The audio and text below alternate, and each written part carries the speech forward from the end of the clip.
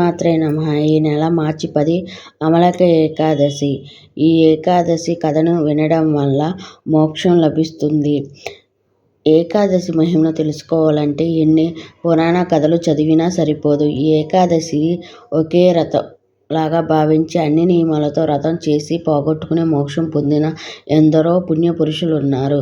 మన పురాణాలు ఉపవాసం ఆధ్యాత్మిక మనసుకు ప్రశాంతత ఇవ్వడమే కాదు, శారీరకం కూడా ఆరోగ్యానికి మేలు చేస్తుంది.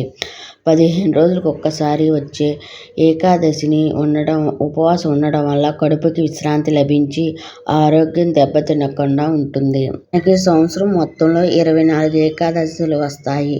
ఒక్కొక్క ఏకాదశికి ఒక ప్రత్యేకత ఉంది. పాల్గొన మాసం హోలీ పండుగ ముందు వచ్చే ఏకాదశిని అమలక ఏకాదశి లేదా అమల ఏకాదశి అంటారు. ఈ రోజు ఉసిరి చెట్టుకు విశిష్టంగా పూజలు చేస్తారు. విష్ణుమూర్తిని ఈ రోజు ఉసిరి చెట్టులో కొలువై ఉంటారని పురాణాలు చెప్పబడుతున్నాయి. అంతేకాదు లక్ష్మీదేవి, కుబేరులు కూడా ఈ ఏకాదశి రోజు ఉసిరి చెట్టు సమీపంలో నివసిస్తారంట. ప్రతీక రాధాకృష్ణులు కూడా హోలీకి ముందు వచ్చి ఈ ఏకాదశి రోజు ఉసిరి చెట్టు కింద రాసలీల ఆడుతూ ఉంటారని మన పురాణ గాథలు చెప్పబడుతున్నాయి. అమలక ఏకాదశికి సంబంధించిన కథ. ఒకానొకప్పుడు చిత్రసేను అనే రాజు ఉండేవాడు. ఆ రాజ్యంలో ప్రజలు తప్పకుండా అమల ఏకాదశి వ్రతాన్ని ఆచరిస్తూ ఉండేవారంట. ఒకసారి వేట కోసం అడవికి వెళ్ళిన చిత్రసేన మహారాజు దారి తప్పి రాక్షసు చేతిలో చిక్కుంటాడు. వాళ్ళు అతనిని బంధించి తమ స్థావరానికి తీసుకుని వెళ్ళారు. స్పృహ తప్పి పడిపోయిన చిత్రసేనుడు దేహంలో నుండి ఒక కాంతి పుంజం బయటికి వచ్చి ఆ రాక్షసుని అంతమర్చింది. కొద్దిసేపటి తర్వాత స్పృహలోకి వచ్చిన చిత్రసేను తన చుట్టూ 10 ఉన్న రాక్షసులను చూసి ఆశ్చర్యపోతాడు. నువ్వు చేసిన అమలక ఏకాదశి వ్రతం వల్ల నువ్వు సురక్షితంగా రక్షించబడ్డావని ఆకాశవాణి పలుకుతుంది.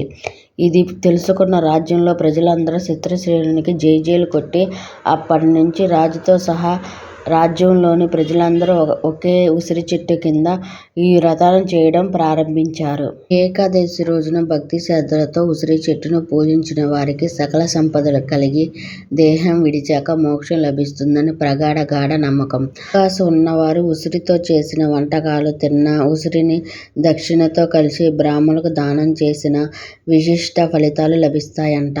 మనం కూడా ఆ శ్రీమన్నారాయణ కృపకు పాత్రులవుదాం. భగవతి వాసుదేవాయ నమః. వీడియో నచ్చితే ఒక లైక్ చేయండి. మరిన్ని వీడియోల కోసం నా ఛానల్ సబ్స్క్రైబ్ చేసి షేర్ చేయండి, కామెంట్ చేయండి. Thank you for watching. Bye bye.